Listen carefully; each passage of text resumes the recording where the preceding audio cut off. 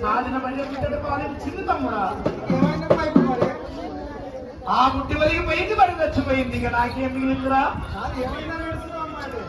వీరని పెళ్లి అయిందంటే కదరా అయ్యిందని ఉండరు అయితదంట అంది కష్టపట్టు పెట్టిన చేతి కంకణం కట్టిండ్రు కళ్యాణం జరిగింది అంటే కదరా పాడిగాను పొట్టు పెడతారంట కంకణం కడతారంట నీతో నువ్వు ఏమైనా